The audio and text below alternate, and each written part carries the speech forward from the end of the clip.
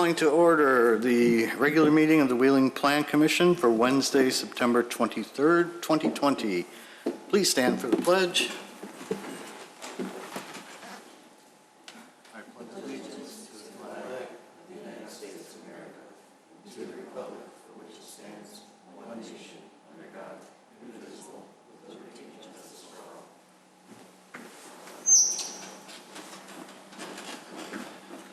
Mr. Secretary, please call the roll. Thank you. All right, Commissioner Blanova. I'm here.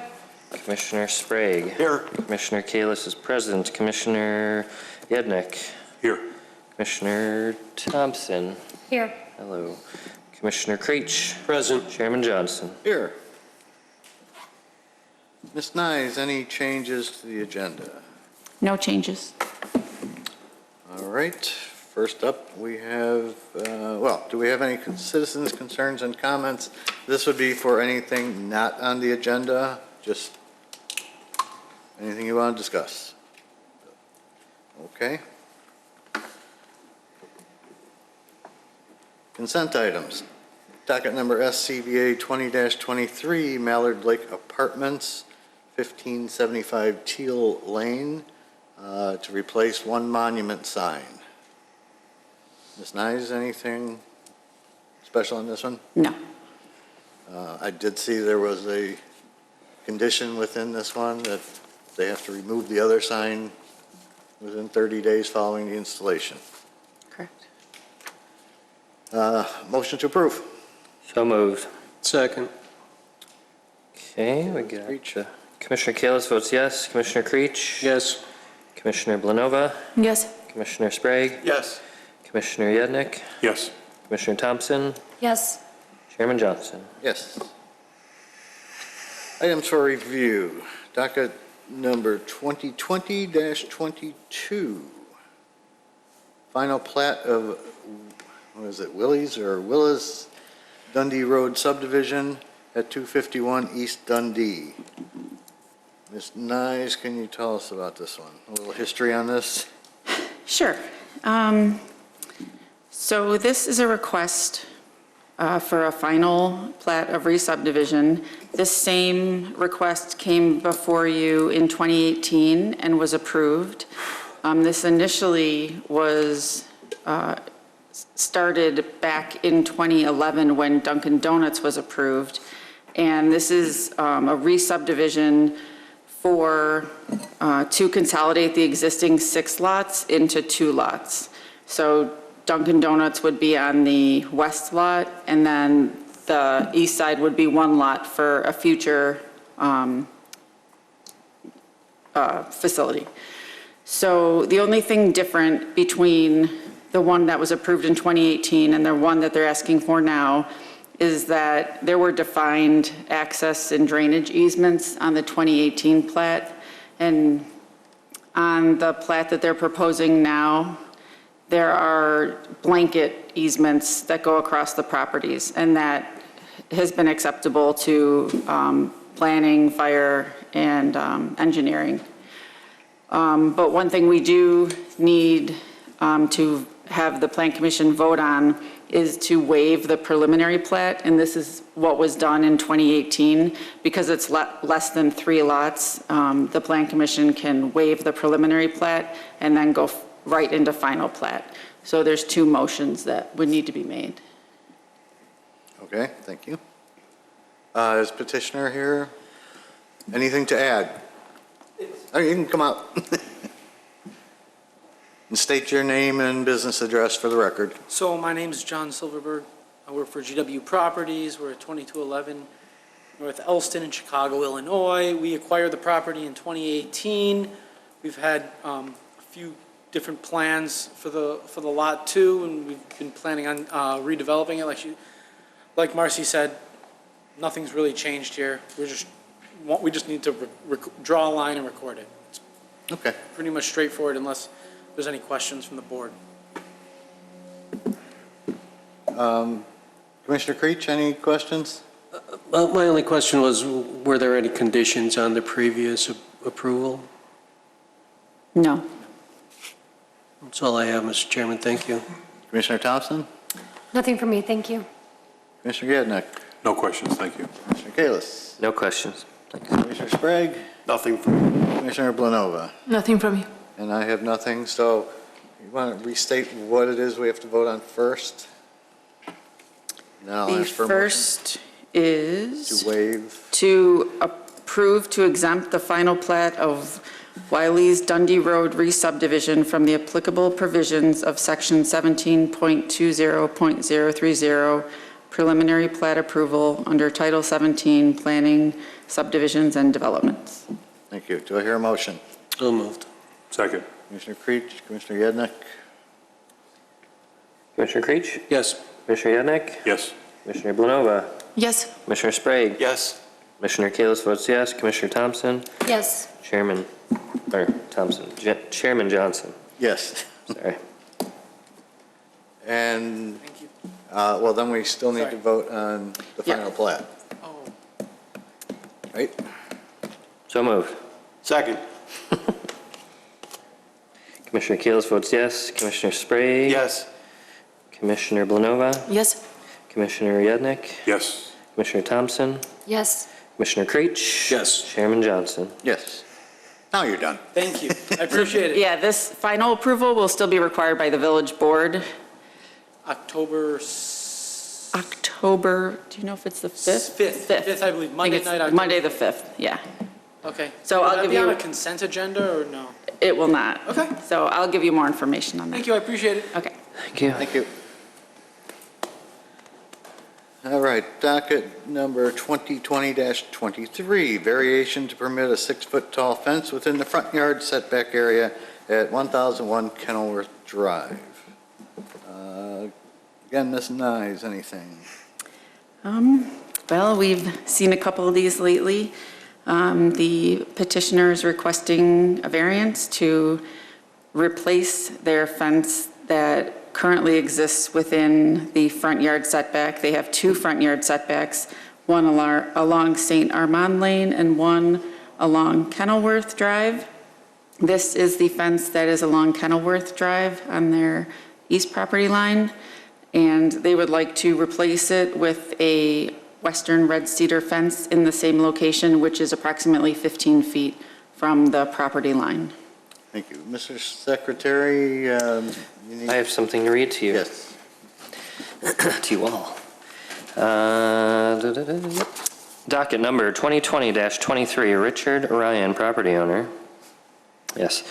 Seeks a variance as required under Title 19 zoning of the Wheeling Municipal Code, Chapter 19-10, Use Regulations and Associated Sections, to permit a 6-foot-tall opaque fence within the front yard setback area, which restricts opaque fencing to a maximum height of 4 feet for the property located at 1001 Kenilworth Drive.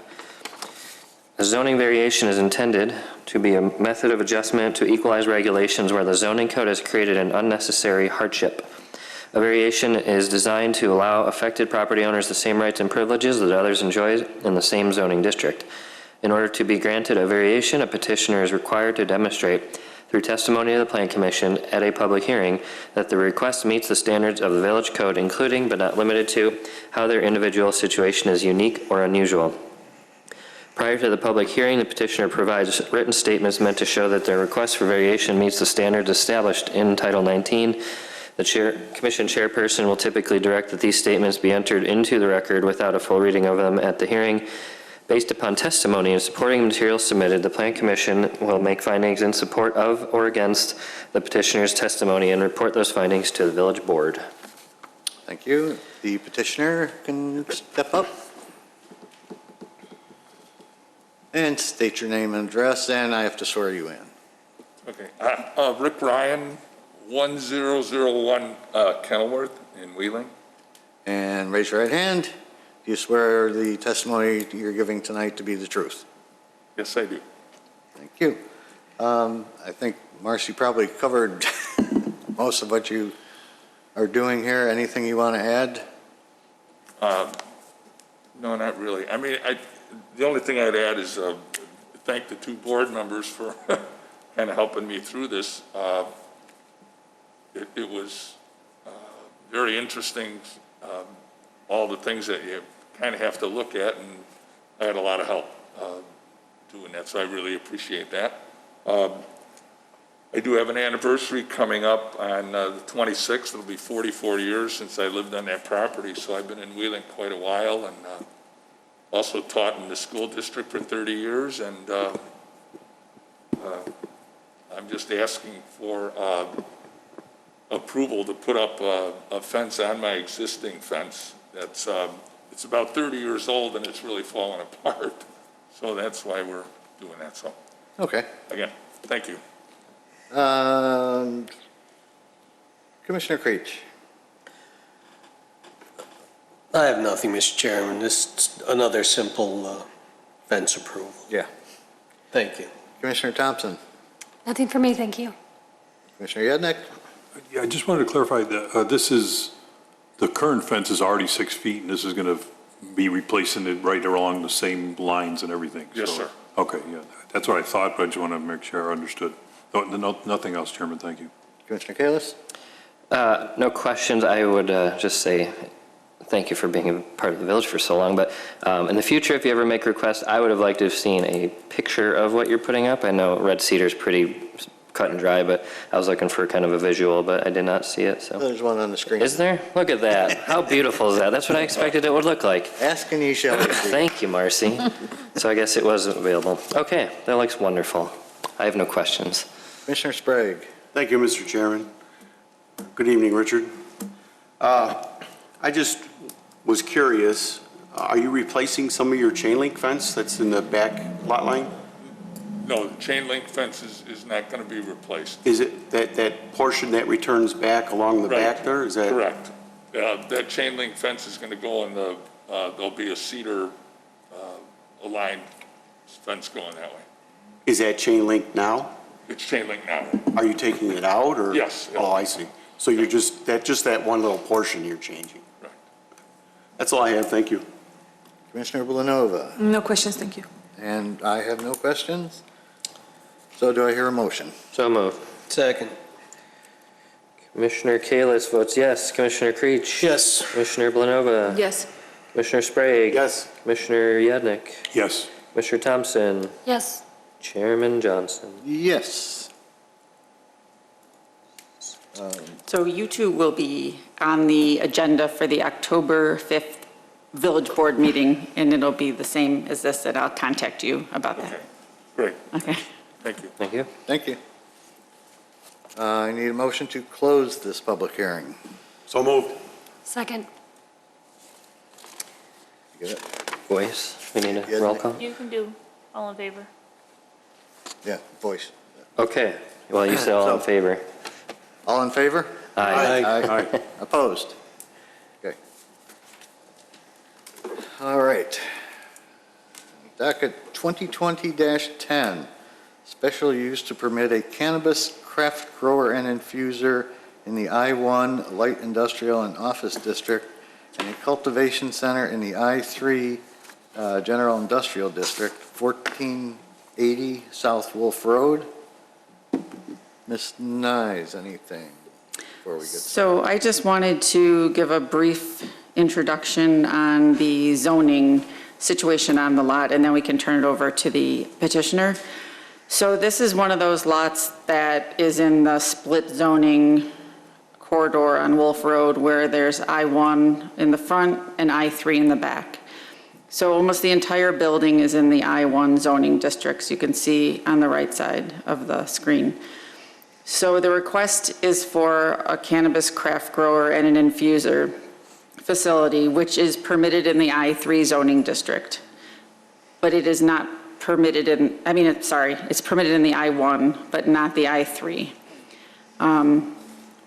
Which in the future, that may be a potential text amendment. Typically, if something is allowed in a lower, a less intense zoning district, it could potentially be allowed in a more intense district.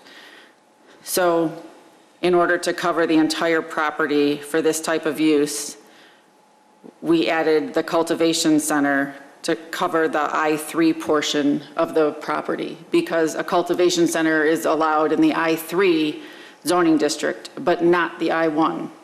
So the building in general is not going to be approved as a full-blown cultivation center. It's still just being proposed for approval as a craft grow and infuser. If we didn't do it this way, there would be this imaginary line in the property, and they would not be able to use the back, whatever, 10 feet of their building, because it wouldn't be included in the zoning for the I-1 craft grow and infuser. So I just wanted to explain why it has both the craft grow infuser and the cultivation center and the 2 zoning districts. Okay. Mr. Secretary, your paragraphs, please. Yep. Docket number 2020-10, 1837 Craft Grow LLC, which is the contract purchaser, seeks a special use as required under Title 19 zoning of the Wheeling Municipal Code, Chapter 19-10.060, non-residential use regulations and associated sections, to permit a cannabis craft grower and infuser in the I-1 Light Industrial and Office District as a cultivation center in the I-3 General Industrial District for the property located at 1480 South Wolf Road. And a special use as defined in the zoning code is a use of parcel of land excuse me, that requires review and consideration before approval due to the potential for negative impacts on surrounding properties. In order to be considered for a special use, the petitioner is required to demonstrate through testimony to the Plan Commission at a public hearing that the request meets the standards for village code, including, but not limited to, how the proposed use will not damage the enjoyment or use of the surrounding properties. Prior to the public hearing, the petitioner provides written statements meant to show that the request meets the standards for a special use as established in Title 19. The Commission chairperson will typically direct that these statements be entered into the record without a full reading of them at the hearing. Based upon the testimony and supporting material submitted, the Plan Commission will make findings in support of or against the petitioner's testimony and report those findings to the village board. Thank you. Petitioner here. Need to swear in everybody that's going to be talking tonight. So, Elsa? You can raise your right hand. Just from where you're at, you can raise your... do you swear the testimony you're giving tonight to be the truth? Yes, sir. Okay, and as each of you come up, we'll ask for your name and business address for the record. Thank you. Okay. It's your show. Thank you. My name is Nick Standiford. I'm an attorney for the zoning attorney for the petitioner. I work at a law firm called Shane Banks. The petitioner is 1837 Craft Grow LLC. I just found out tonight that 1837 is called that because that's when Chicago was started or was named a city. So the property we're talking about today is 1480 South Wolf Road. It's over by the airport. As the village planner explained, this is in the I-1 zoning district, and it's split with the I-3 on the back portion of the building. As you can see on your screens in front of you, this is the existing condition of the property. I believe it's a distribution center currently, and the 1837 Craft Grow LLC is the contract purchaser of this property, so they'll take ownership. What we hope to do is do craft grow and infusion at this facility, and we'll have our experts explain a little bit about that tonight. So the relief we're seeking is a special use permit and minor site plan and appearance approval. We concur with the proposed special use findings, and we thank staff for all the time and energy they invested in helping us create the product you see here before you tonight. The clients who will speak tonight are John Zitzman. He's the SVP of Operations, if you can raise your hand, John. John Cochran, he's the CEO on the far left. And Nosi is a partner in the business, and he's in construction and will be doing probably some of the construction work for the site. And then Jeremy here, Jeremy Olson, is the architect who did these plans in front of you. So I think with that, I'll let Jeremy describe the plans that he developed briefly and kind of run you through that and show you what we're looking to do to the property. So I think maybe just talk about the changes we're going to make. Sure. Good evening. My name is Jeremy Olson with Daylight Studio Architects in Oak Park, Illinois. I'm the architect for the 1837 Craft Grow. The building you see before you is an existing building. We intend to make no significant changes to the exterior of the building. We are adding a couple personnel doors to the rear of the building in order to be able to handle interior operations. The parking lot is basically the same size as it was before. We have reconfigured the parking lot in order to comply with the zoning ordinance. And we have also provided additional accessible spaces, the requested fire lane area at the front of the building, as well as parking lot lighting, et cetera. The primary entrance and exit of the building is going to be located on the north. That will be for all of the personnel who work there on a daily basis.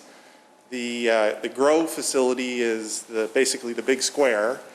The sort of front-end office administrative functions for the business are located in the small sort of office block at the front of the building.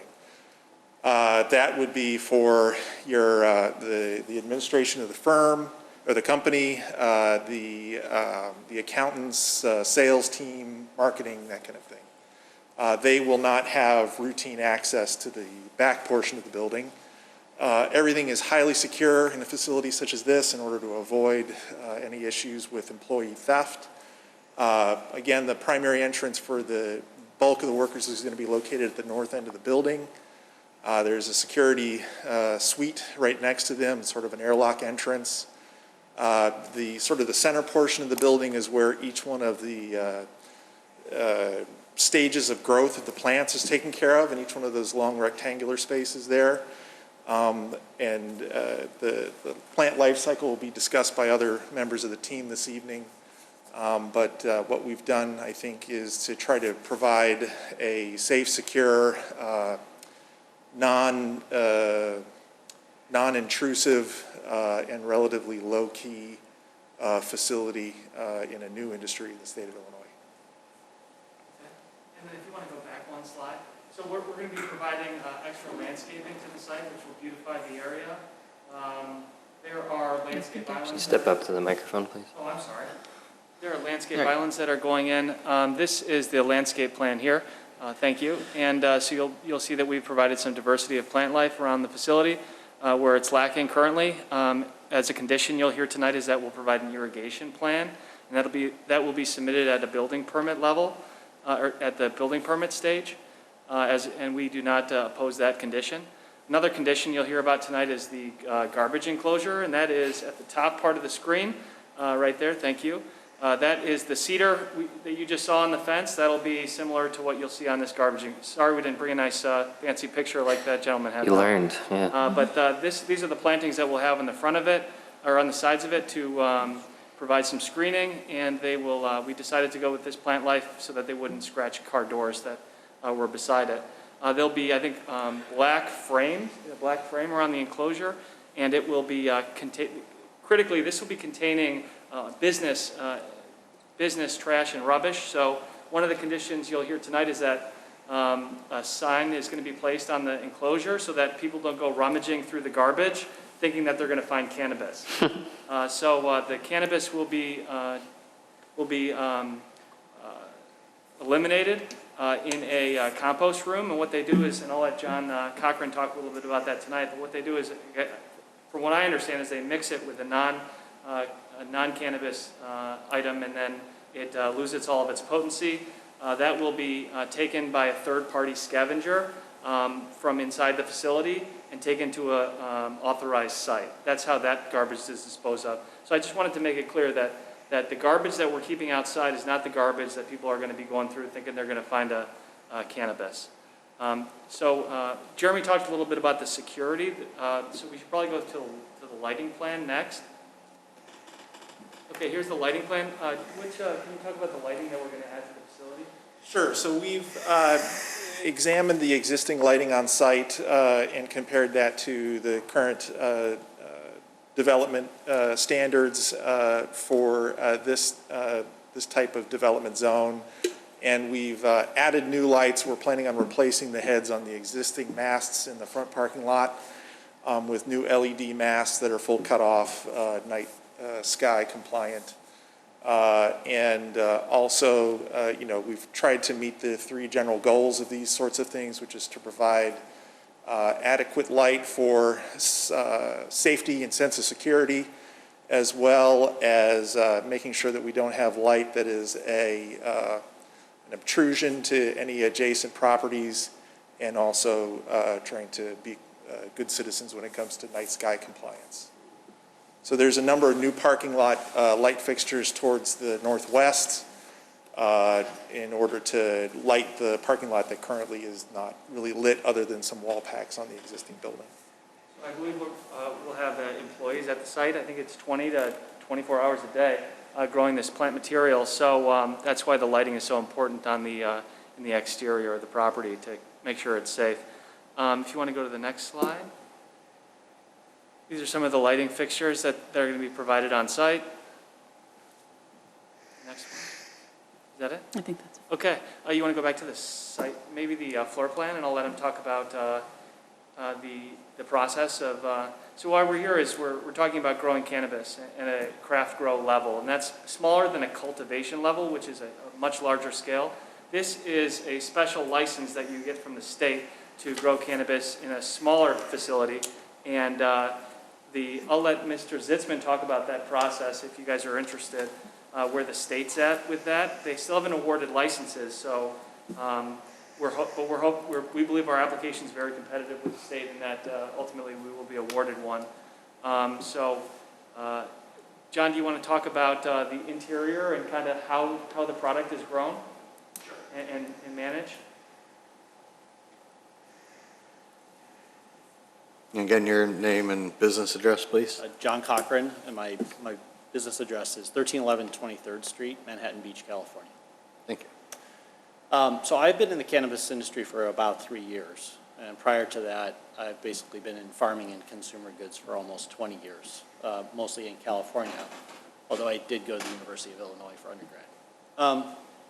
In a cannabis operation like this, as was just mentioned, this is very small. I have worked in almost 12 different states now in cannabis and have worked on projects that are somewhere between medium and very large. So this would be the smallest thing that I've worked on. But the way this is engineered and designed is to be truly a craft grow. So think of like beer, where you've got very big breweries, and then you've got these sort of microbreweries or small like craft brewers that are very popular all around the country today.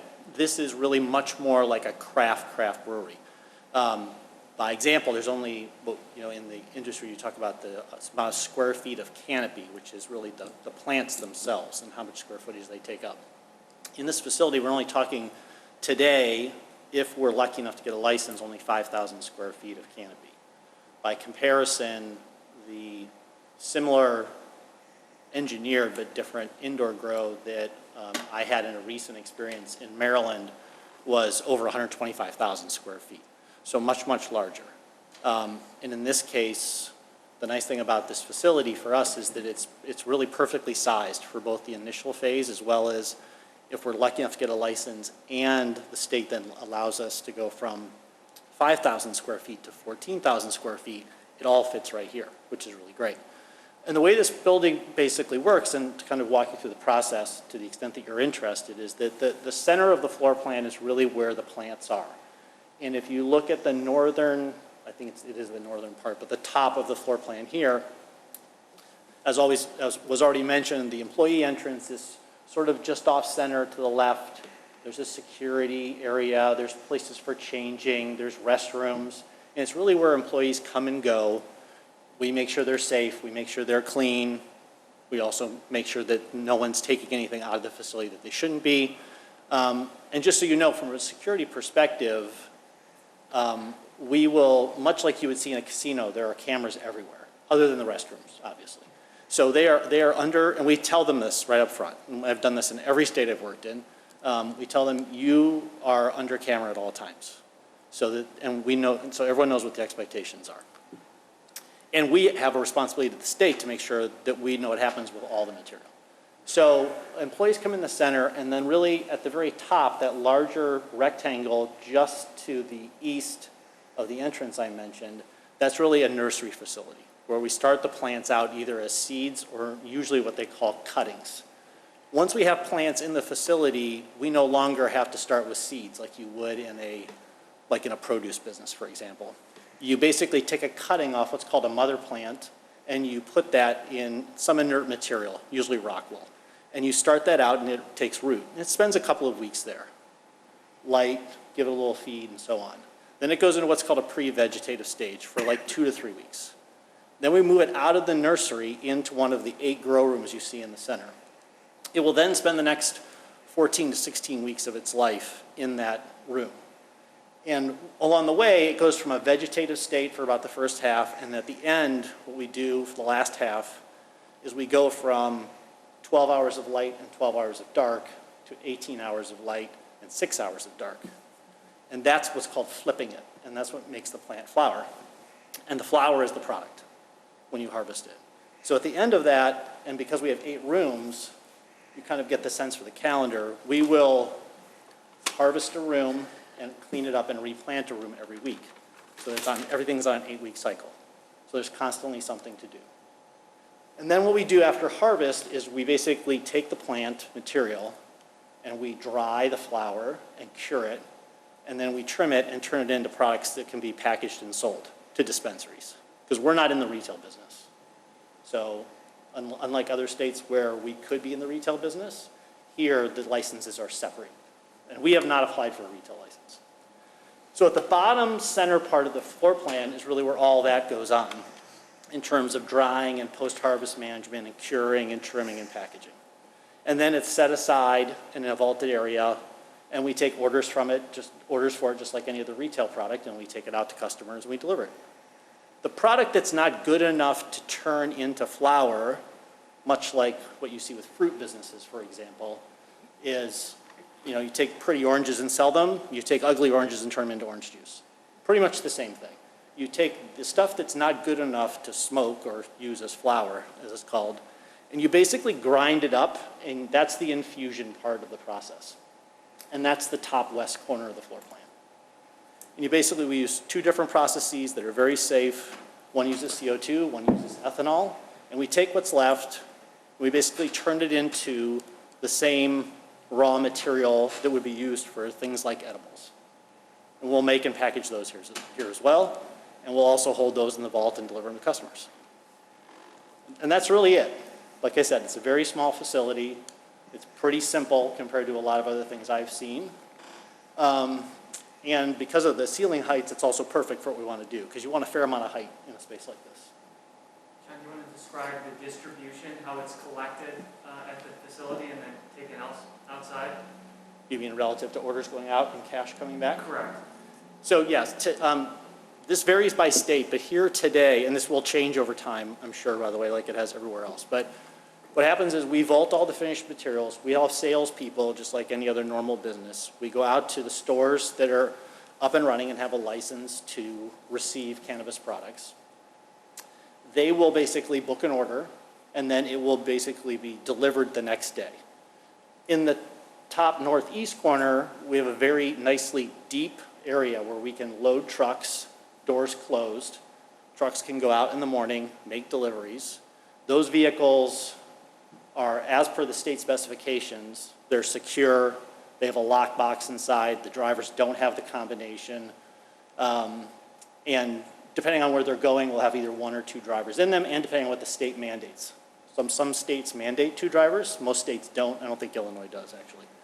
And so what happens is then at the end of the day, all that cash comes back. Like I said, the drivers don't have any combinations, and we have a 2-person receiving team. So one person's a finance person, which basically that person's running a cash count room with literally a vault in it, because the room is a vault and there's a vault in it. And then we receive the cash and any returns, anything else, everything's taken back and accounted for, whether it's product or cash. And then at least once a week, we will also have a contract with an external company like a Brinks. Brinks doesn't operate in Illinois yet, but I'm sure other people do. And we'll have the cash then taken to our bank accounts directly. So we don't do that part of it. One, because it's not worth the risk, and there's a lot of people who do it very well at a very reasonable cost. So that's all kind of the northeast corner of the plan. And like has been already mentioned, one of the things we will do here, and this kind of goes back to the casino sort of analogy, is that everything is swipe cards, and most people only have access to the areas that they work in every day. So if you work in the grow room part of it, you would never have a reason to be in, nor would you have access to the infusion part of the facility, for example. And so it's very segregated. It makes it easy for them. It also allows us to track where everyone is at all the time when they're in the facility, which is really good for security and a host of other things. Okay? And then, John, if I could get you for just a minute or so, maybe a couple minutes.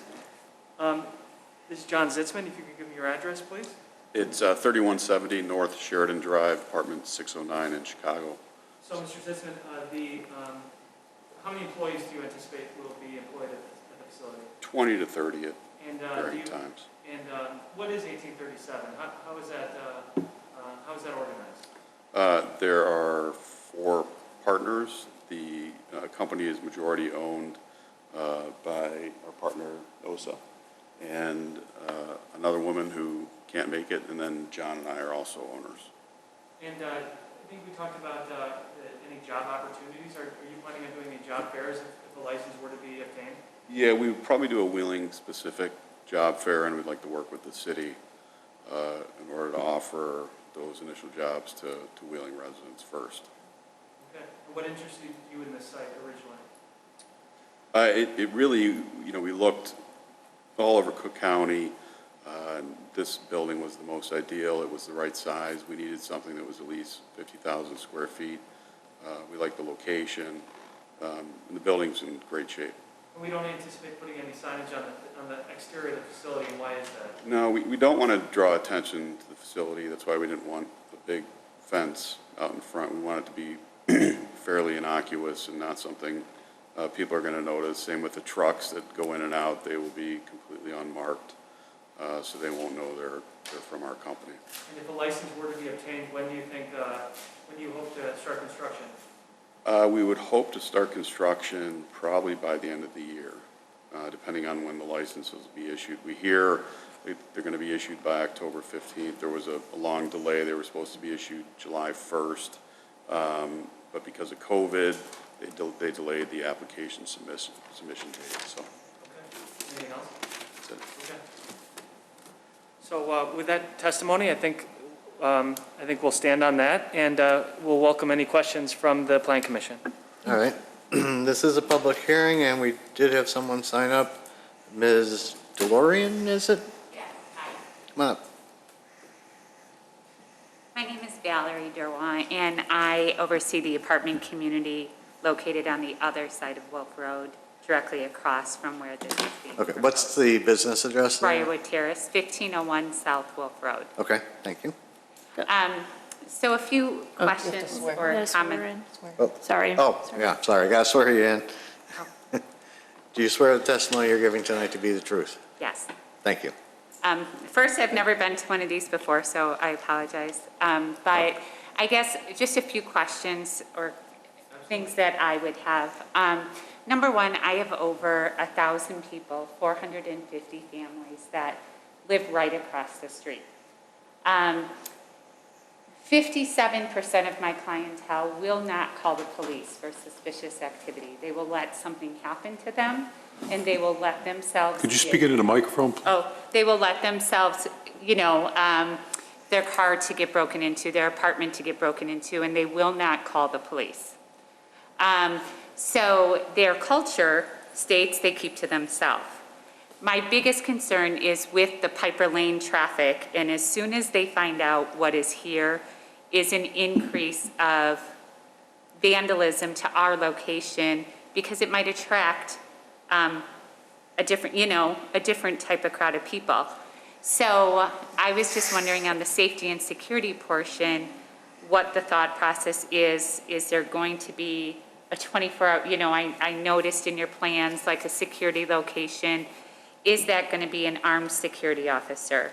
Is there going to be exterior cameras? So if something were to happen, you have all these cameras in the building, but what is the protection for people outside of the building? And then the only other question that I would have is on the outdoor lighting, to know a lot of our apartment windows face Wolf Road. So what would that lighting be like? Am I going to have complaints from my residents getting lighting into their homes? Anything else? That's it. I thank you for your time. Thank you. Would you like to comment?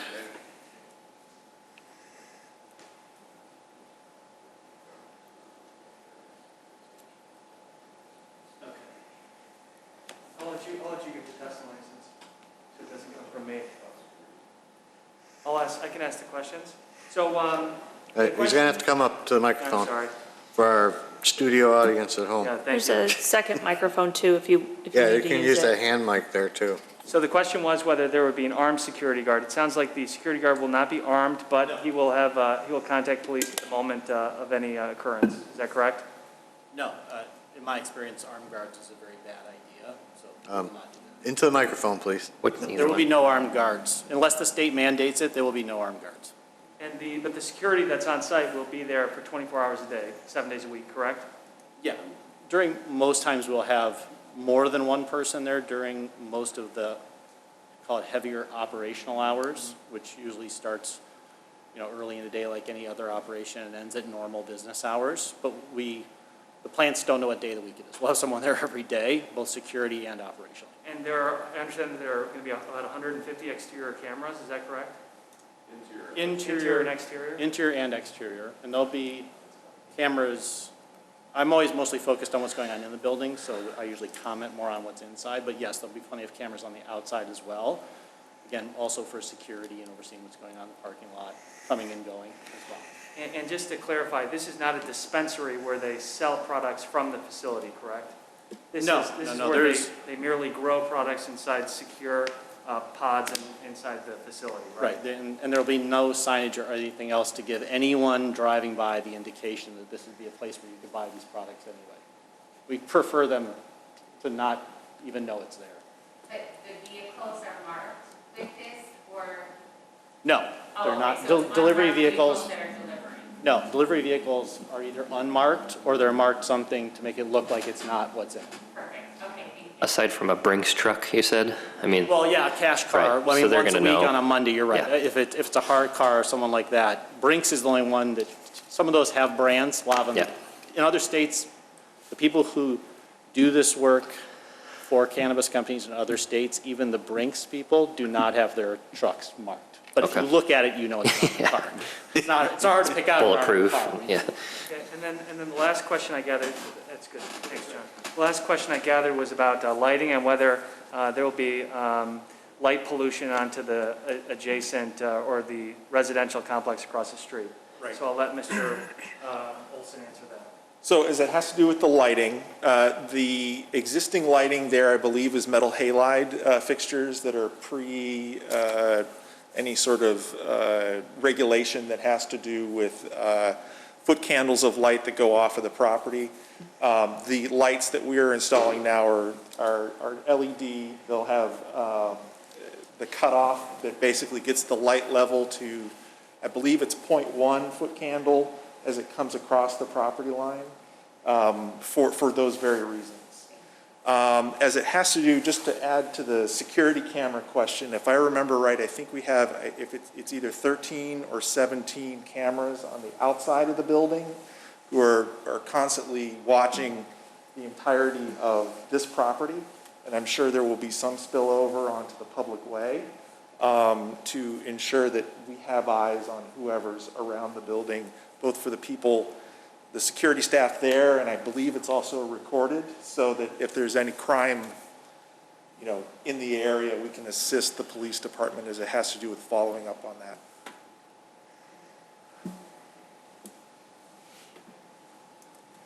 Okay. Well, let's go to the commission then.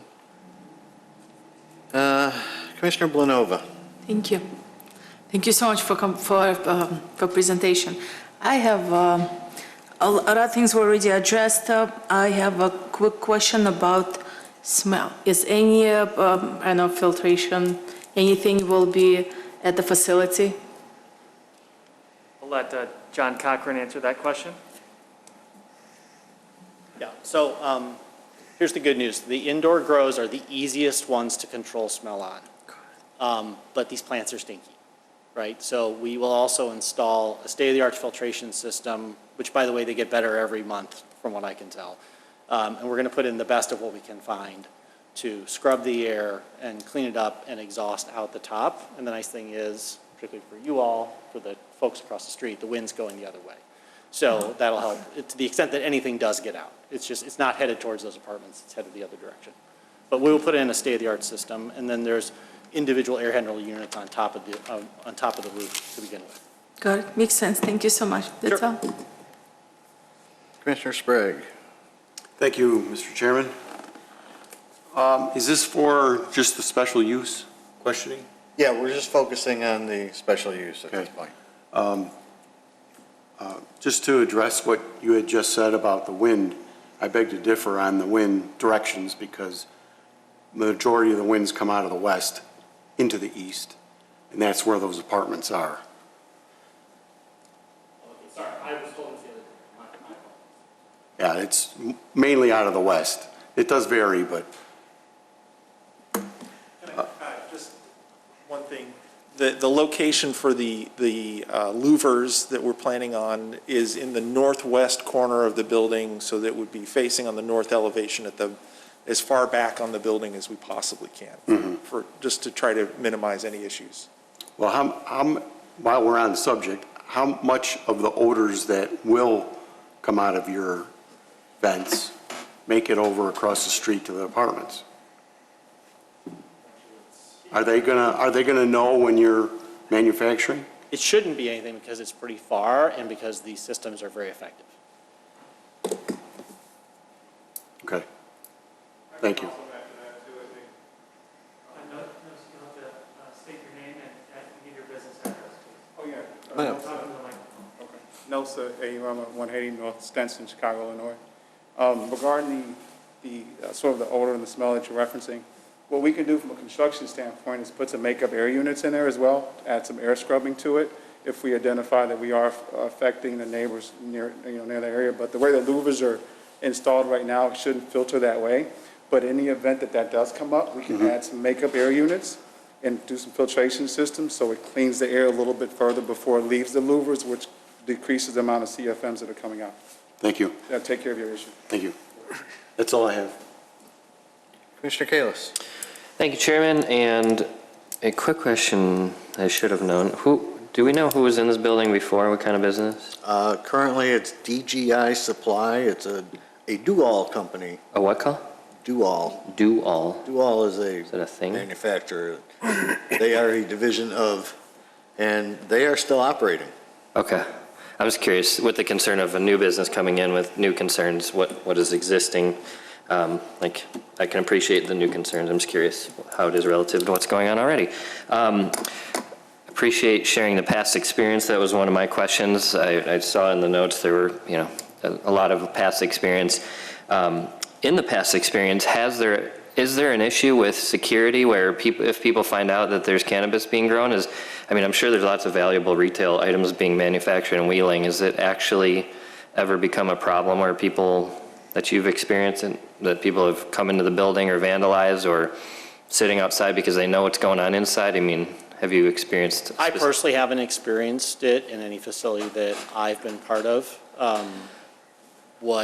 The only times I've experienced any security issues with an operation like this are actually with the delivery vehicles when they're out on the road. Because the stores are going to be the magnets for problems. Okay. But I've also been in that business too. My last job, we had 32 stores. That's where all the vandalism and theft comes in. So people try to figure out the routes and follow that. Yeah, that's the worst case scenario. I've seen it happen twice, and the irony is that it was Whether it was before deliveries or after deliveries, the thieves did the same thing. They basically threw a rock through a window and they stole a driver's backpack and A laptop. poor okay. guy, lost his cell phone. But I've never had even an experience where we've lost a whole vehicle Yeah. or any goods, or certainly no cash, because Yeah. there's no way to get at it. I'm glad you said that. I mean, I would just think that any manufacturer would have the same kind of concern. I would like to see any data. And I appreciate your concern because there's residents there. I'm just curious if we're making up a problem that isn't actually true, if there's other manufacturers around them. I want there to be safety in the whole village. I was just curious specifically if you've had any experience. But the cash piece, you kept mentioning that, and is it because this industry you can't transact online, or it's a cash business because of the nature of what you're doing? It varies by state, which means it'll also change over time. So where I live in California, it's gotten much, much better. There's credit unions. You can pay by credit card in some places. In Arizona, where I've also worked, you can do everything by credit card and swipe and debit card, or even write a check. But there's other states that, like today, Illinois is all cash. Okay, that's what I was getting at. I just want to make sure. I thought that was true. It won't stay that way. It's too big a state. They'll figure it out, of course, but. Okay. You've emphasized the cash piece a lot, and that was something that I hadn't thought of, There's an operation within your operation of just handling the money and the flow and the vendors and all that kind of stuff, so I appreciate your detail on that. And then craft versus cultivation, are you guys, is this company that's formed intentionally a craft business, or are you becoming a craft business because of the size of the building and the regulations in Illinois? Is the experience you guys have in cultivation and you're just scaling down to craft, or So if I misspeak here, will you tell me? Sure. If I misspeak here, will you tell me? The way the state put the program together was they issued, I think, 20 or 21 cultivation licenses, which were quote-unquote large cultivations. And they were spread out in the state based on these 21 different, I think they were called regions or areas, all right? And they issued those a while back. And of those 21 licenses, like maybe 15 or 16 of them are what you would call operational today to some extent or another. Then the state came back and said, well, we're not ready to issue more of these cultivation, these bigger licenses. They're kind of without limitation on scale. Okay. For example, there's one down in Albion that I've been in that's like, 300,000 square feet of greenhouse. Okay. So then the state came back with the program to say, we're not going to do more of that right now. We're going to issue more store licenses eventually, and we're going to start with 40 craft licenses. Okay. So it's really just kind of a way of defining scale and the potential for scale. Gotcha. And 40 craft licenses are going to be issued, none have so far. You're just hoping you get one of them, is that? Yes, sir, we're all waiting. And how many people have applied for that? Hundreds. 100, yeah, I would imagine. Okay. Well, good luck. I appreciate you talking about why wheeling. We always like that question of, with all the options. We like knowing why people want to come here. You talked about production cycle time. I was just curious. Obviously, it's a system, and you're not holding material too much. I was curious about the 24-hour shift. You're constantly working, right? So, yeah. But when things are drying or things there's literally 24 hours of work that people can do. I mean, aren't the things in machines for a while and sitting and? It's the infusion area will really only work normal business hours, like 8 to 5. Okay. The cultivation team will have someone there 7 days a week. Okay. Generally, the work is lightest or non-existent on Sundays. It's really just caretaking. But Monday through Saturday, it really is, depending on how we schedule it and what works for everybody, it generally is like any other business. People will come in, start 7:30, 8 o'clock, last until 4:30 or so. But what we will also do is probably have people there on a second shift, where the work is, there's just less work to do. So it'll be, Sure. The crew will be half or a third the size. Sure. Okay. And Saturdays are just generally smaller because it's Saturday. Sure, yeah. And I mean, these questions are mostly just because it's so close to residential. There's just a different set of parameters that we like to take, like, you said. Is there a desire to do on-site retail ever, or is this just craft growing? No, sir. Okay. Why wheeling cash, no signage, security. I'm good. That was it for me. Thank you very much. My pleasure. Thank you. Commissioner Yadnick. Thank you, Mr. Chairman. Yeah, Mr. Cochran, I used to be your neighbor in El Segundo back in the 80s and 90s for a while. You caught my ear when you said Manhattan Beach. I want to understand, and this may not be from the petitioners, the zoning.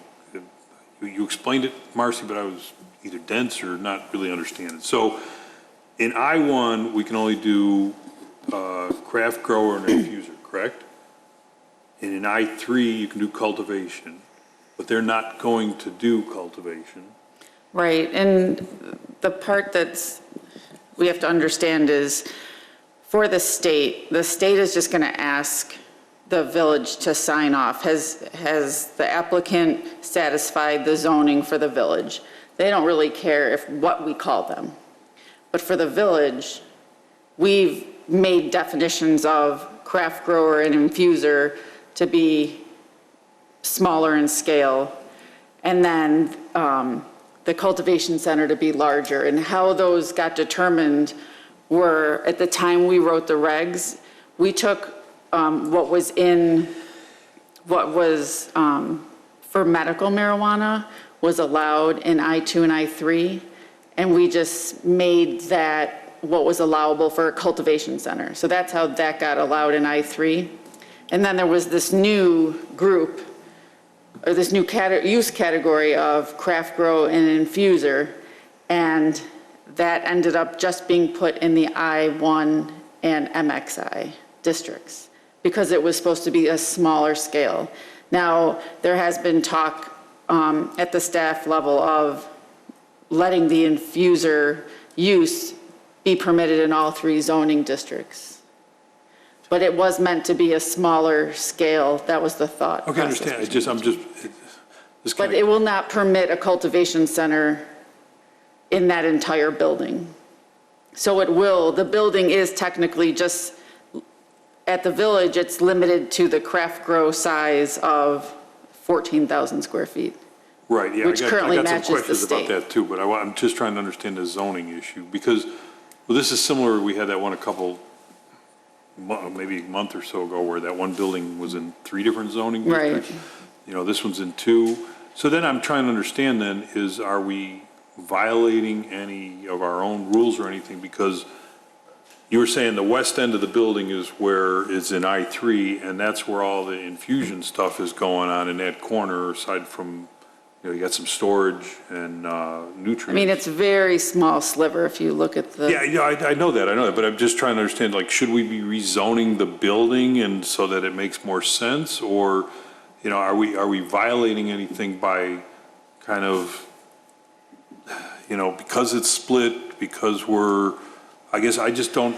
Right, we did discuss this a lot at staff and with Director Clicker, and he did feel that this was the most appropriate way to deal with it. We did talk about the rezoning, and staff was directed by the village board to look at this area and do a potential rezoning, whether everything goes I-1 or everything goes I-3. We haven't specifically looked at that yet. Well, I'm just trying to understand, if we approve it as is and the infusion is on the west end of the building, it's in an I-3, and is it technically the infusion should not be allowed in I-3? That's what I'm trying to understand. And I believe, and the applicant can correct me if I'm incorrect because they're probably a little more versed in this, is that a cultivation center can do everything that a craft grower and infuser can do. It can just do it at a larger scale. So being approved to be a cultivation center in that tiny sliver still means that they can grow, they can cut, they can infuse it and everything. It just, the distinction is in how large of a building. Okay. So there won't be any zoning issues as far as the uses, you know, that the uses are different. They're really the same use, just the craft grower can't get any larger than the 14,000 square feet. So. Well, I got questions But about all that the now. uses underneath it are covered. All right, so let's go to that then, because I'm going back to the fact sheet that you sent out, Marcy, which was helpful, thank you. And so in there, it does say that the size limitation of a craft grower, and I'm assuming you had craft grower and infuser together, so I'm assuming that they're both under the same umbrella, is that true, on the fact sheet? So the Yes. size limitation there was 14,000 square feet, but this building is like 59,000 square feet. So I'm trying to understand. I can help you there. So Thank you. that square footage designation is the square footage of what they call canopy for the plants. So it's really defined as the interior square footage of the rooms, those 8 rooms in the middle, or any of the rooms that we would build, where the plants are already somewhere in that 14 to 16 week veg to flower and harvest cycle. Does that make sense? Okay, so how is that? Everything else going- doesn't count. Pardon? Everything else doesn't count. Bathrooms, offices, all the rest of that? Nothing- Just because the nothing. building's 59,000 square If feet? you want to build a 6,000 square foot restroom, you can do it all day long. Okay. It's How, it's all well, about the then plants. how is that managed going forward then? Because you got a lot of open area. I'm assuming you might do some expansion or something then. Is that managed by the state then? They're going to come in and do Well- inspections and they're going to say you're exceeding your square footage? We believe that the process will be that if we're lucky enough to get a license first, you have the right to then have 5,000 square feet of canopy. We believe that the process will be then, once you're operationally moving forward, substantively enough to satisfy the state and whatever governing body says you're doing fine, right? And this is all ambiguous, but once you pass muster, then you will be able to petition or apply to go from 5,000 upwards to, you could go to 12, but you could go up to 14. But they haven't even approved that yet. Okay. Well, I'm not casting aspersions on the petitioners, but it's a big building and it's behind brick walls and, I was just wondering if we approve this in that building, who's watching what's going on behind the walls? So you're saying the state regulators, they're going to be regularly inspected, and if they come in and say, you got too much square footage, Yeah. then you're violating your license? Yep. And In my experience, they will inspect. And they'll Okay. come in, they'll make sure. Yeah, I would everything is think safe and probably on a secure. regular basis. The other thing that the square footage is a guide for basically for output. And so within a reasonable range, no matter how good we are at what we do, the output, the volume of the output and measured in, let's say, pounds or grams, will be mostly driven by the square footage. Okay. Right, because it's only so big. So at some point, and everything we sell and distribute is tracked through the state system. So just like any other alcohol business, for example, if you blow past what they know to be the reasonable limit of that facility, they're definitely going to show up and want to know where it's all coming from. Okay, because, they're going to track your They inventories. track everything, from seed to sale. We will tag every plant from the time it comes out of those tiny little shoots all the way through to harvest. Okay, so that brings up another question. Those veg rooms are the moms. I thought it was a big nursing room, but it's not. I think those are your plants. The moms, that's included in the square footage of the No, row? it's just the flowering rooms in the center that make up the 5,000 square feet. Okay.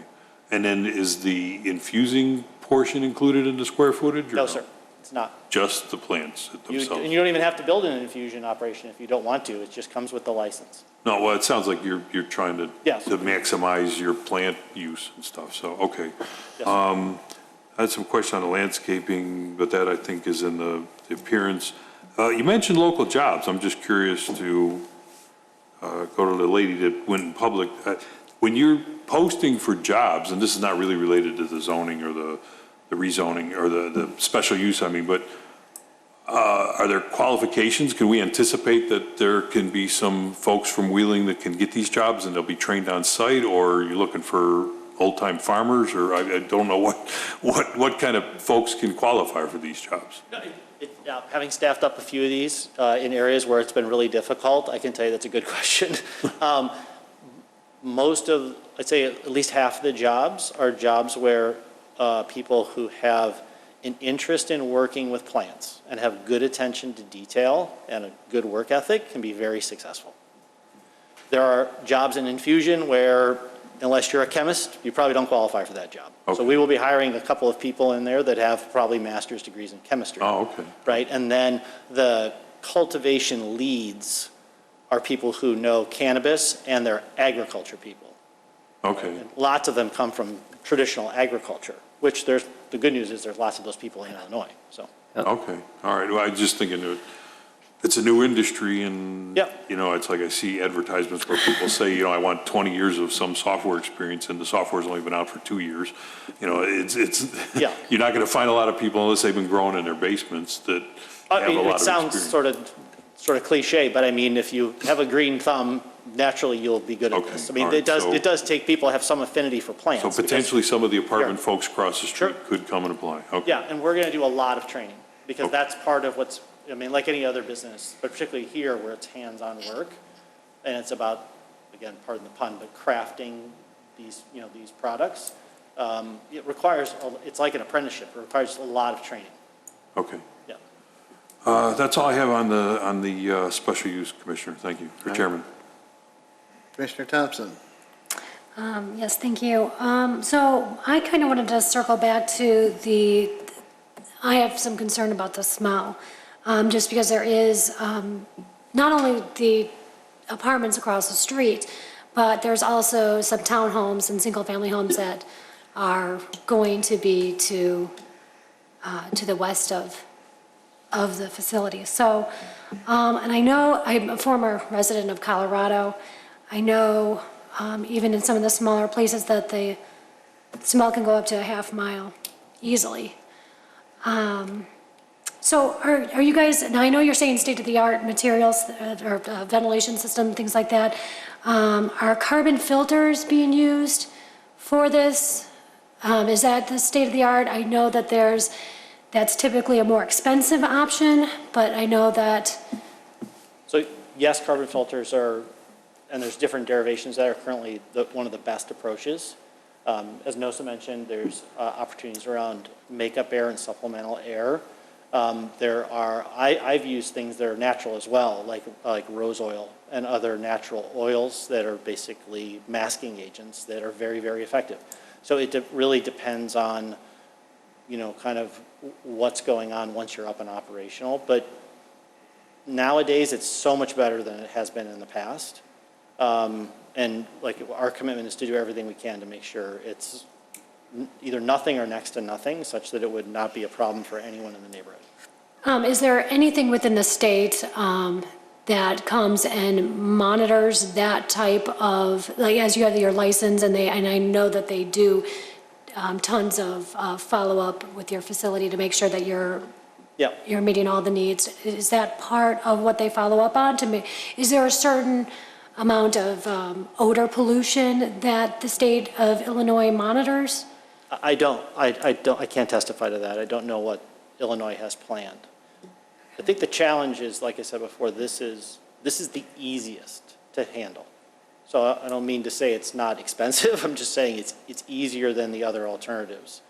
And having run big greenhouse operations, which by the way is most of what's in this state, those are the most difficult because they're not really sealed. And so where, like you lived, for example, in Colorado, and where I live in California, where there's lots of sunlight all year long, so it's free from Mother Nature, everyone likes to build greenhouses. Problem is, they're very tough to manage the odor on. This is totally different and much easier and much more effective. Okay. But I don't know what the state has planned around monitoring that. I just know that I can tell you they have big fish to fry with the greenhouses first.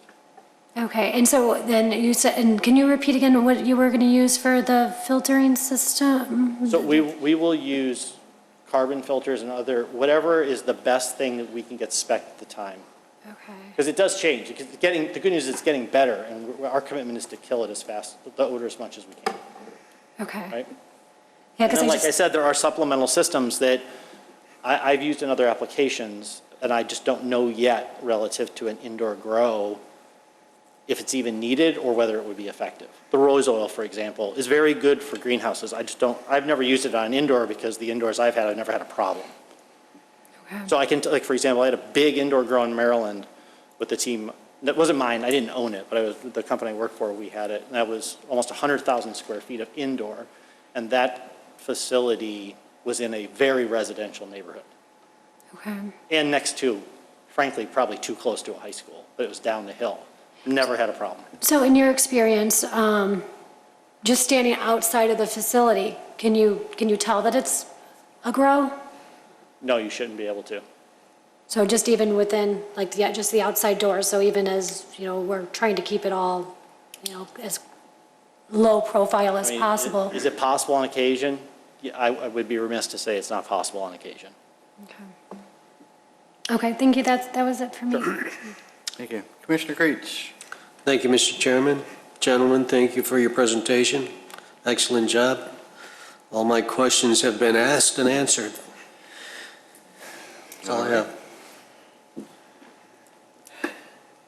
I'm still a little hung up on the zoning, and Mallory, maybe you can help out with that again.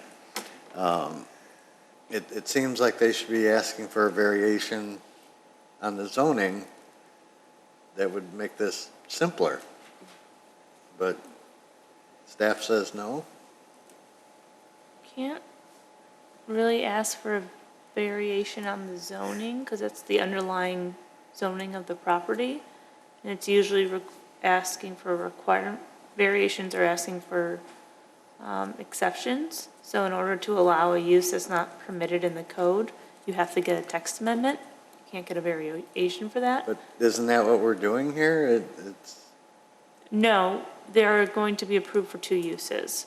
So their property is split zoned, but the 95% of the building is in the I-1 zone. The use that is allowed in the I-1 zone is the craft grower. The remainder of the property is in the I-3 zone. Craft growers are not allowed in the I-3 zone, but cultivation centers are. So they're asking for a special use for a cultivation center. They are essentially the same use, just with how large it can be, but given the amount of building available within the I-3 zoning district, practically speaking, it's all going to be within a craft growing maximum space. And all they're going to be getting at right now, or at least applying from the state, is a craft growing license, which the state also imposes a maximum square footage on. And So this is just one way of going, rather than having to do a full text amendment that would impact all of I-1 or all of I-3. This is just addressing the unique situation of this lot. So there were multiple ways to go about it, and this is the approach that was taken, but it works. Even if it's a little more confusing than just changing the zoning. Thank you. Now, this site is currently occupied. Do we know that the current occupant is selling, leaving? I'm just curious. Participant, I'll let you address that, the mechanics of the deal.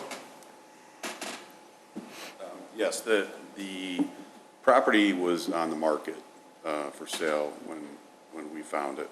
We used a broker, and it had been on the market for a few months, and they do plan on relocating. Okay. They don't seem to be using all of the interior, so maybe they're downsizing.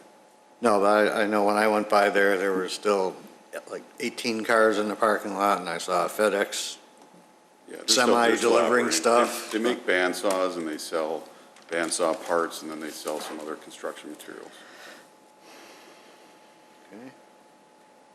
Okay. You mentioned that you don't want to put a security fence around this property, and typically this would be part of the site review, but from a safety standpoint, we got a lot of cash going on, you've got... Well, what we don't want to do is draw attention to it as being this highly secure facility with barbed wire and an 8-foot fence. We want it to be very innocuous to anyone driving by. So I've spent time at the Bedford Grow site in Bedford Park. That's, I think, 100,000 square feet. You can't smell anything outside, and you can't tell that there's a cannabis business there. There are no markings on the building. It just looks like a standard building. Are they fenced? No. No? Have you observed any other grow sites? No, just that one.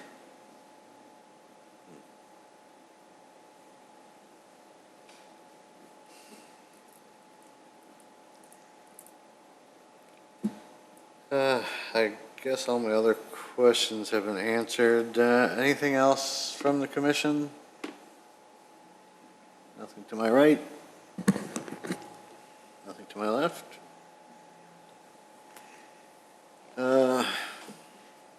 Okay. A motion to approve this 2020-10 special use. So moved. Second. Creech, Yednick. Commissioner Creech. Yes. Commissioner Yednick. Yes. Commissioner Belanova. Yes. Commissioner Sprague. Yes. Commissioner Kalis votes yes. Commissioner Thompson. Yes. And Chairman Johnson. Yes.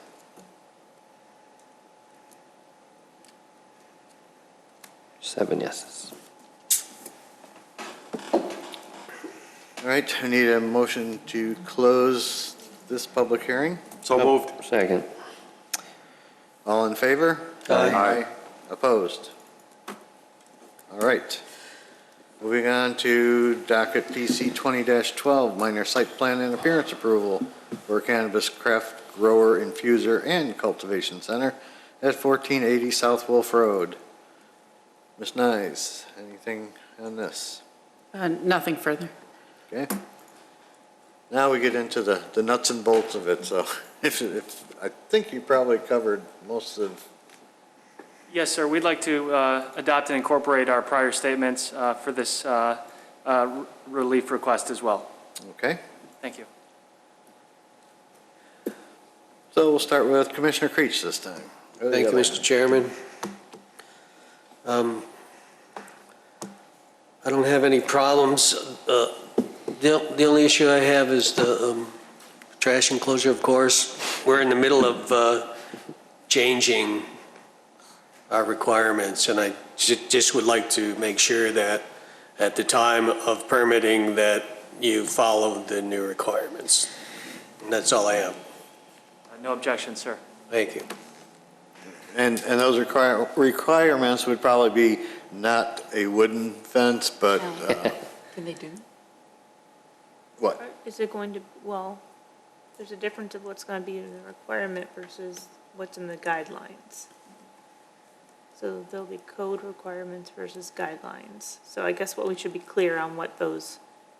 We'll follow all codes and guidelines relating to fencing at the time of building permit submittal. Oops. Okay, thank you. Is that all you had, Commissioner Creech? That's all I have. Thank Do you, you have an Mr. Chairman. idea if the permit is going to be asked for before our trash enclosure guidelines are updated officially? It will not. We don't know. Okay, so the guidelines will be finished before they ask. Okay, Commissioner Thompson? thank you.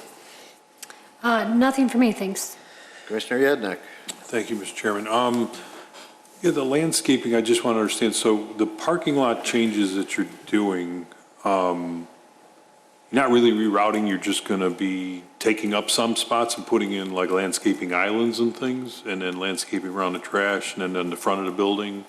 That's correct. Currently, the parking lot is configured with the front parking lot, the east parking lot, the larger zone there is configured with 2 drive aisles, neither of which is compliant with the village's spacing for, 45-degree space, drive aisle, 45-degree space. Okay. So we took that opportunity to provide the required landscaping islands as well as the peninsulae that you see along the perimeter of the north parking lot in order to exceed the landscape requirements in the guidelines. So all of the peninsulae that you see in the north parking lot are new. Those are taking up existing parking spaces. The entire thing is going to be recoated and restriped. And then the large sort of island element that you see in the east parking lot there is new, as is that little triangle next to the accessible spaces that we provided at the administrative entrance. And then there's some additional trees in the front there along Wolf Road there? Right. You can actually see stumps of old trees that I imagine the forester decided to remove, or maybe the owner did, but we're replacing those holes. We're filling those holes with new diverse trees. Yeah, no, so you're eliminating some parking spots, but I think I saw from the notes that you're still exceeding the required spots. Yes, we still have, we're just a little bit over the requirement. The existing property was well in excess of the code. No, I like, I like the additional landscaping. I think it'll be nice. It'll green it up a little bit more, and then the additional, replacing the trees that you think might have used to been there. The only thing I'm just wondering then on growth, because you are going to be giving up some spots, if you have employee growth, are we still going to be within, I guess the number of spots is dictated by the square footage, so the building's not going to get bigger, right? That's Or the right. uses of the square footage. Correct. As a practical matter, our operations are going to be far less than the number of spaces that are provided. Yeah, I thought you were here. talking something like about 50 employees, and you're going to have somewhere in the neighborhood of 90-something or 100, a little over 100 spots. That's right. And that's kind of summarized on the site plan in a little table in the top left hand. In terms of, yes, back there in the, sort of written over the backyard is the stats. Okay. But you're right, the definition of how many spaces are required is based on the square footage and the use. So unless you make the building bigger, you're still covered then. Okay. I appreciate the landscaping, and I'm glad that it should look nice, and then the re-blacktopping will definitely really help. So are you going to go down, tear it down to surface and then redo the whole thing? I think there's going to be a grind and resurface. We haven't gotten a quote on any of that, but it'll be, at the minimum, it'll be a recoat, but I imagine it's going to end up being a grind and top coat and recoat. You spend a lot of money. It must be good money in the cannabis business. If you don't know that. It's the advantage here is we have an outstanding building. It's in great shape that allows us to, make sure looking that at the it amenities myself, of I the site didn't are have well too many taken care of. security concerns because there's not a ton of windows, and it's a brick building, and it's going to be very nondescript. So, I think like the other petitioner was saying, if you put up a bunch of chain link, barbed wire fences, it might be calling attention to the whole thing. So, that's all I have, Mr. Chairman. Thanks. Thank you. Mr. Kalis. Thank you, Chairman. Most of my stuff was answered. The resurfacing, you guys are going to submit an irrigation plan. You're good with that. The sign saying office waste only. One other question, and pardon me if this has been talked about, and you're probably going to have to address it with engineering or fire when you permit, but snow removal, have you thought about where that's, when we get lots of snow, have you thought about where it's going? It's always a thing nobody thinks about until we get 2 feet of snow. That's a very good point. We do have an opportunity to handle pushing it off to the far west. You can see that we've got a good 50 feet or so before we get to our property line of just turf, just landscape, and that would be a good place to take that if we needed it. And you have 12 spaces surplus, so if that's even those surplus spots, you can just take that whole end there. So Yes. it's just something you're going to need to think about as business owners that you won't think about until it happens. Trust me. We run into problems if you're dumping it on neighbor's property and because you got nowhere else to go and you haven't thought about it. So just want to bring that up. That was it for me, other than everything else has been answered. Thank you. Commissioner Sprague. Thank you, Mr. Chairman. My first question, I'm curious, what happens to all your plans if you aren't awarded a license? Well, I think you're talking about in terms of the mechanics of the deal with the current landowner? Well, I mean, does this all fall through the cracks? With respect to then? the zoning here? Yeah, I mean, we have a year to act on our special use. So if we get approved tonight and we don't do anything for a year, then it would lapse and we'd have to reapply. I don't know the specifics about the real estate transaction with the current owner and as to whether they're in a due diligence phase or anything like that, but I suppose that could be a consideration as well. So this could all be for naught, and that's probably the saddest thing. Okay, thank you. My only other question is, I noticed on the floor plan, there's in the bottom left corner, the green waste management area for compost storage. Does that sit there for a long enough time that it starts to emit hazardous gases? Or? No, sir. It's pretty quick. What you do is it's basically the root balls from the plant and the leaves that really don't have anything, they don't have any THC in them, for example. They have trace amounts, so they're technically green waste. So what we do is we'll grind that and add additional compostable material to it and enzymes, which will actually just start to break down the plant material.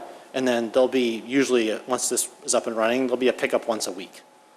So it's like. So it really doesn't have time to start composting naturally? No. It's basically kept in almost like tote-sized containers and then taken away by a third party. I see. Thank you. Sure. That's all I have. Thank you. Commissioner Blanova. No other questions, thank you. Okay. Question on the non-green waste. You've got 3-4 yard containers listed. That's a lot of waste. What's in there? And we're calling it office waste, but This is basically a consumer goods business, so there's lots of packaging materials.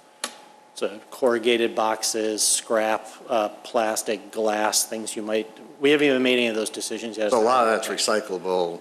Oh, yes, sir. Yeah. Absolutely. Okay. Yep. And we'll obviously separate that accordingly. Yeah.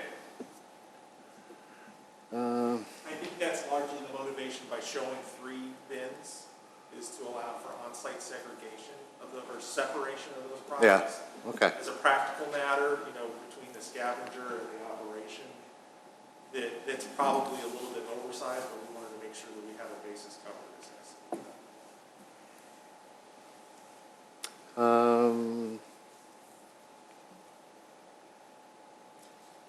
So we talked about putting an office waste only sign on that enclosure. I don't know, to me, that's like putting a wet paint sign up. Someone's gonna try it, but I don't know what else we could put on there. Is that a lockable? Yes, there's cane bolts and padlocks on those gates, and it's currently 6.5 feet tall, the perimeter fence around. Okay. And let's see, you're adding some exterior doors. I assume these are just emergency exits? They're not going to be accessible from outside? So the doors, yes, they're all locked and secured, and they have different purposes in different locations. We are putting in a small overhead door. I believe that's to allow for those tote carts to be able to get pushed out on days when the plant waste is being picked up. Really, we don't want to add any more doors than are absolutely necessary for all the obvious reasons.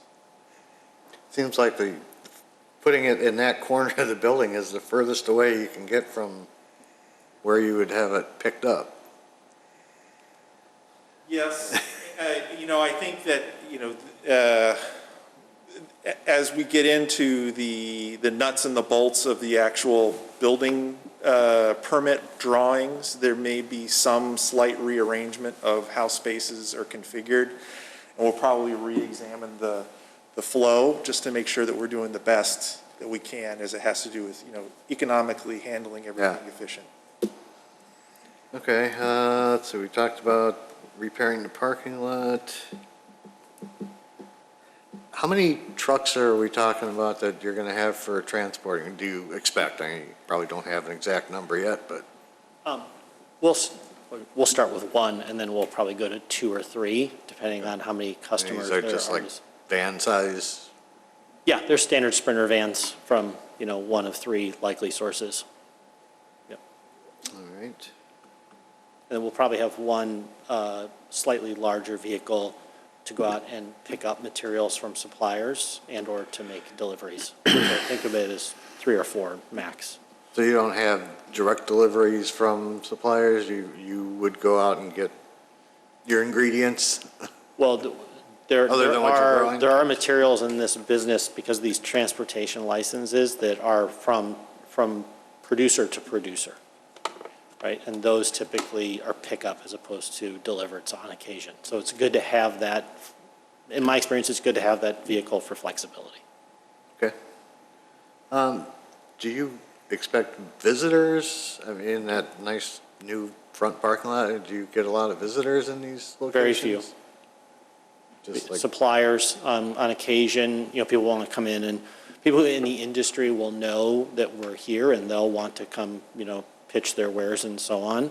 And then typically, once you're up and running, it's nice to have retailers that you're close with be able to come in and see the operation and meet people.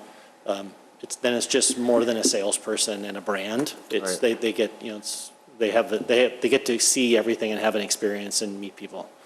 So in my experience, some retailers have an interest in that. Some retailers couldn't. Some of them couldn't care less, like anything else. all right. No, not a lot of visitors.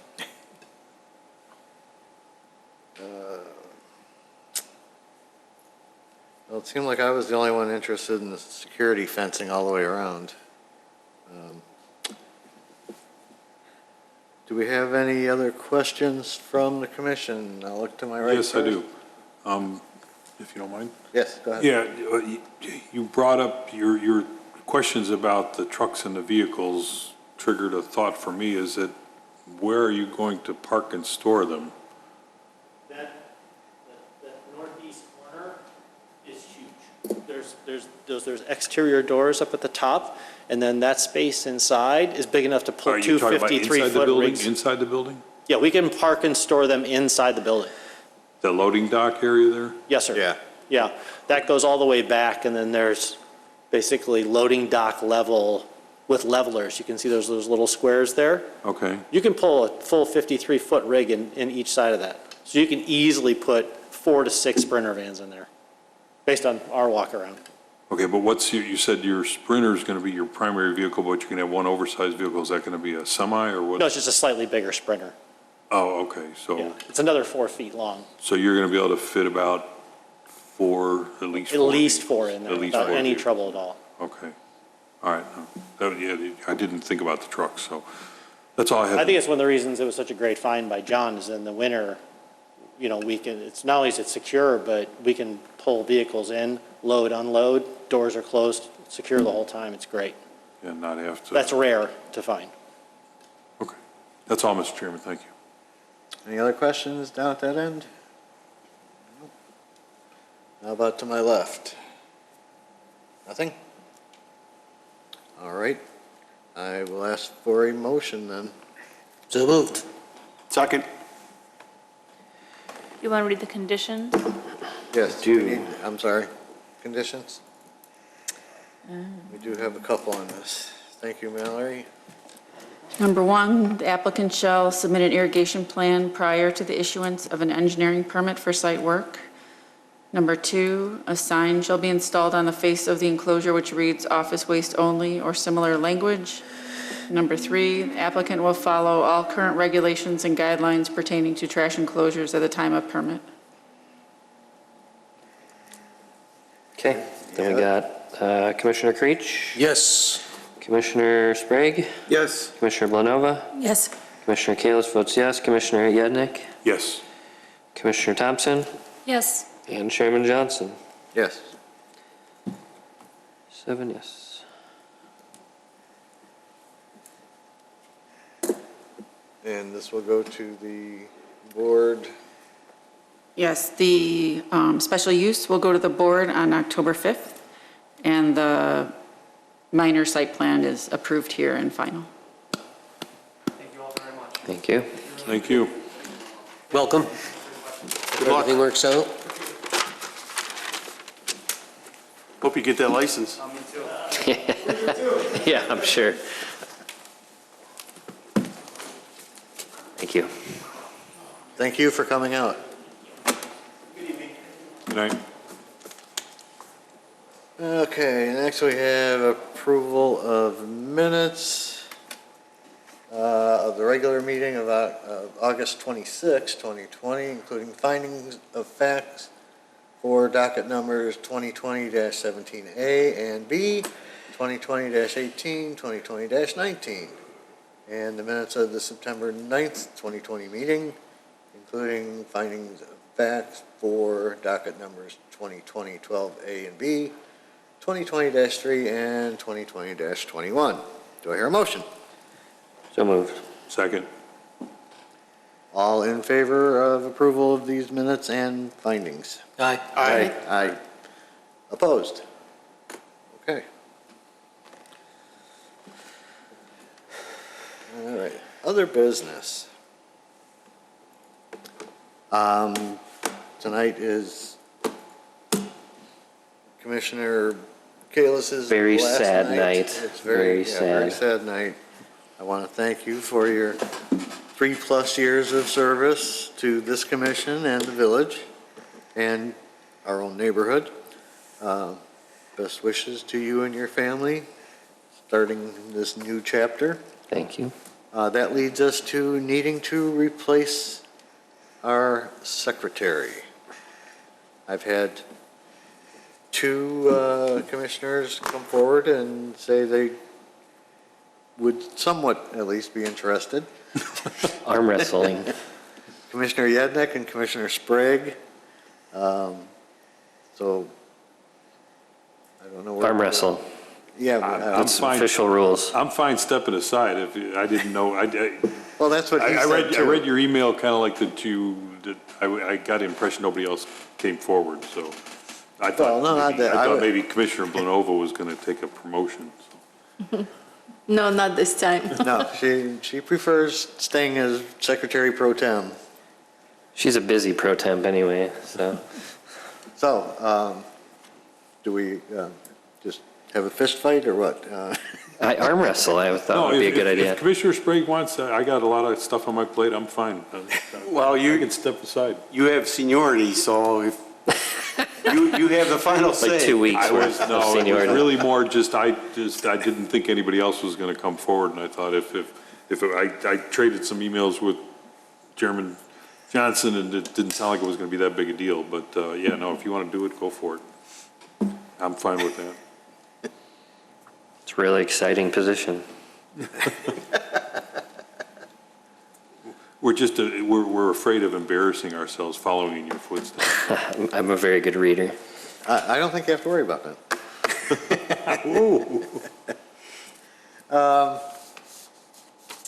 So how do we do this, Mallory? Flip a coin. I will withdraw. Oh, Okay. there it is. That's fine. In that case, we have a nomination for Commissioner Sprague to move into the position as Secretary. That does also mean Chairman Pro Tem, traditionally. Now, we could do that differently if we wanted, but traditionally, that if I'm not here, you would move up and Commissioner Blanova would take over as Secretary for that night. Understand. Okay. So I guess we need a motion to approve him as Secretary, is that right? Do I vote? Okay, yeah, you can vote. Okay. You're not done yet. So moved. Second. All right. Okay, and this is just a voice vote, right? Yeah. A voice vote for all in favor of Commissioner Sprague moving into the Secretary role. All in favor? Aye. Aye. Opposed? Hopefully It is they. done. Sprague, you can't vote nay. Too late, right? All right, continuing with other business. Commissioner Creeps, anything? I have nothing, Mr. Chairman. All right. Commissioner Thompson? Nothing for me, thank you. Commissioner Gednick? I know you're disappointed now, but What's that? I know you're disappointed. I wouldn't have done it either way. You're not going to get that big raise. Whatever works. There you go. We can trade it every other meeting, we can do it. Homework. I just want to thank Commissioner Kalis for his service and his sense of humor. Appreciate it. Thanks. Commissioner Blanova? Same thing, same thing. Commissioner Sprague?